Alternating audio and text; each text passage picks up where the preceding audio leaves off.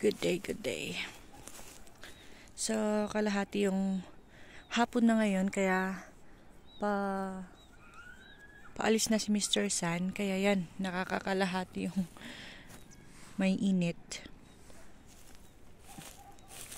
It's me alone along the way, going home from somebody's farm.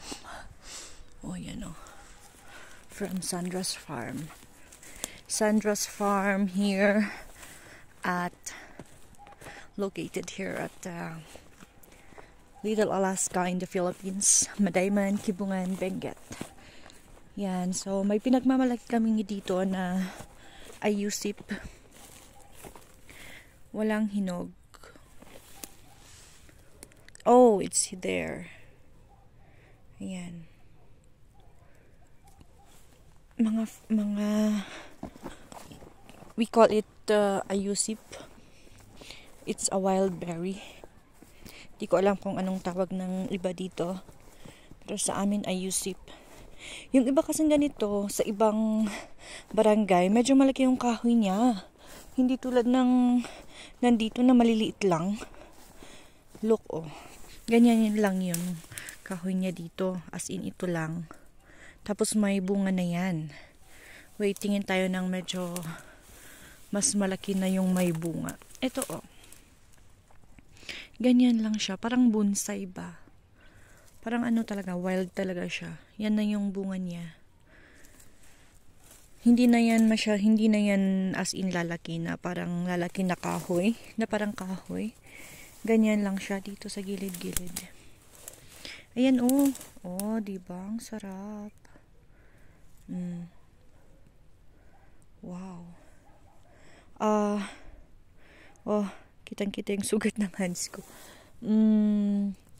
Yung hindi pa hinog, ganyan yung style niya. So, kunin ko lang yung mga hinog. Maasim kasi yung ito. Maasim.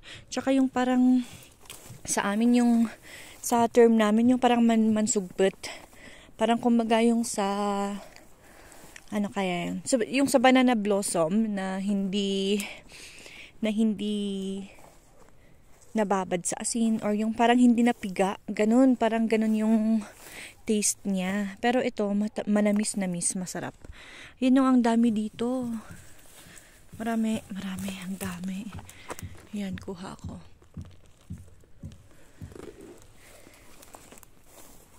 Ay! Gotcha! O, diba? Dami. Sarap niyan. Sarap nito.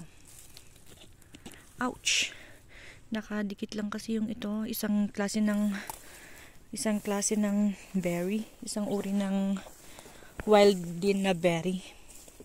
Pinit sa amin. Pinit ang tawag namin. Ayan. Yung mga berry. Oh, yung dadaanan ko, maraming watermelon. Nasasayang lang po ang watermelon dito sa amin. Joke lang. This is bottle gourd. Basta tabungaw yan. Yung nauulam. Parang sa mga Ilocano, yung upo at kalabasa, yung ganun ba. Okay. So, this is the way. Ouch! This is the way home. Meron kasi sa baba yung tinatawag namin na ayusip. So, dagdagan ko lang yan bago ko kainin. So, ito naman dito improvise na na step na daanan. Yan, oh. Baliling. Goma. Sa amin kasi ang tawag namin dyan, baliling. O, diba? Maraming goma. Ginawang daan.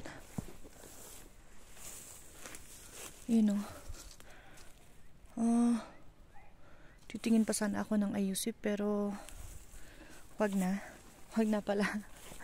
Medyo kasi madugo, masukal yung daan. Oh, by the way, this is green ice. bulaklak ng green eyes. Ayun oh, pag yung parang napabayaan, namumulaklak din sila. Pati yung violet na, yan, oh, as in, tumangkad siya. Parang tatangkad siya ng 4 feet. 4 feet. Kasi ito oh, yan, parang level na ng ano ko yan eh. Kamay ko eh. Bulaklak ng green. So ito, let's eat na. So this is my bare face, guys. It's a no joke. Ayan. Galing ako ng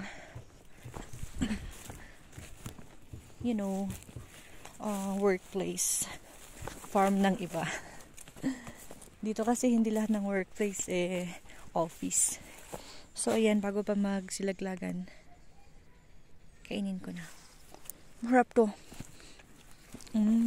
Panalo. Panalo talaga. Masarap kasi siya. Masarap kasi ito. Hindi pala masarap kasi siya. Kasi siya pertains to a person. Yan yung laging sinasabi ng naging guro namin noon. Saan yung natutunan yung ito pa pala? Wala daw na, hindi daw natutuhan. Saan niyo natutuhan yung masarap siya? Bakit? Kinain mo ba siya? Sabi niya sa amin. Kaya, kung pagkain daw, ay masarap ito. Ganun. Hindi, masarap siya. Okay. That's it for now, guys. Magpa-cute lang ako sa bulaklak ng radish. Yan. Bulaklak din po ng radish yan. Labanos. Bye.